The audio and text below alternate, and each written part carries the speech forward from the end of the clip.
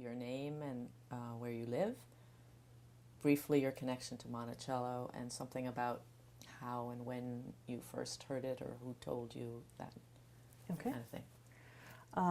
My name is Maria Niles. I live in the Bay Area in California, and my connection to Monticello is through the Fawcett's, the descendants of the Hemmings family that were slaves on Monticello. And how I first learned about it was as a child. We learned a lot of stories from my mother and my grandmother of our family history. And my mother had the book, The Guardian of Boston, about William Monroe Trotter. And so we learned a little bit, and we were always told, well, we're related to the slaves that lived at Monticello, and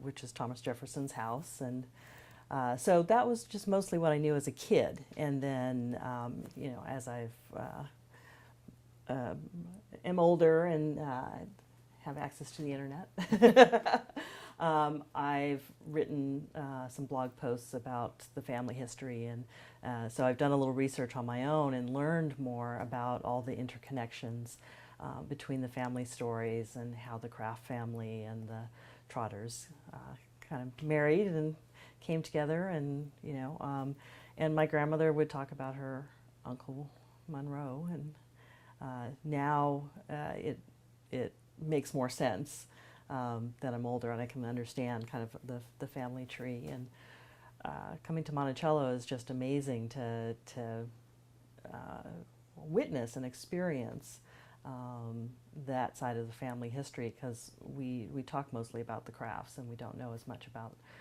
the Trotters and the Fawcetts. So being at Monticello and being at places that they lived and they were at, and understanding how their lives were like, really brings the history and fills it in and provides great context. And so it's an overwhelming and amazing thing to be here.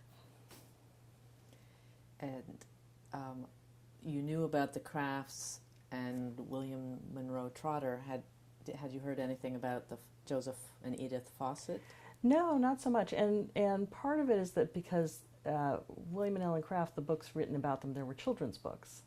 So we could read about them as children, and there weren't children's books written about the Fawcetts and the Trotters. So that history was more for, as a kid, really just kind of the little bits that my grandmother talked about and the stories that my mother would tell us. But it wasn't reinforced as strongly. So no, I didn't know their stories growing up. And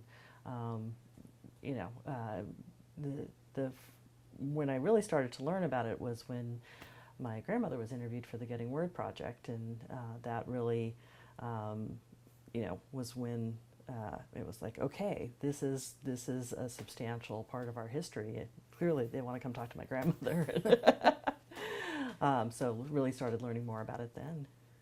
And probably particularly since then, when you really became more conscious of the Monticello connection, has it changed your life in any way or influenced your actions or how you think about yourself and your identity? Oh, absolutely.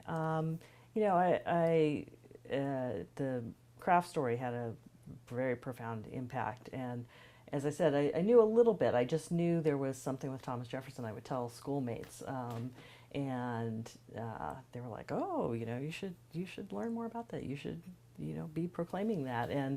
But I never really knew the story. And now that I understand, and I understand kind of where my ancestors fit in American history, it's very profound and gives me a much stronger connection. And in some of the research I've done, I've seen how different people were activists, and the really powerful lives they lived, and to know they did that and to understand their relationship with Thomas Jefferson, who of course, you know, we learn about in school, and you know much more. And you know, I was a political science major in college, and so just knowing my family history and how it fits into Thomas Jefferson's life How does is it fit? amazing. I'm sorry. Oh yeah. You know, as we were doing the tour, you know, having slaves is the basis for his wealth and his political power. This is what the tour guide said. And, you know, he would probably not have been the person he was if it weren't for the slaves. And clearly, you know, we know that they had very personal relationships. And the fact that that's documented allows us a little glimpse into, you know, not just the broad knowledge we have understanding of there's masters and there's slaves and that complicated relationship, but you know, these people were part of his home and part of his family, really, and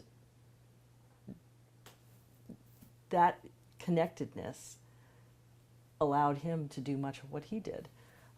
So, and you know, when we were touring through the slave quarters, one of the signs said that some of the slaves were literate because they were allowed tablets and writing utensils, but they taught themselves.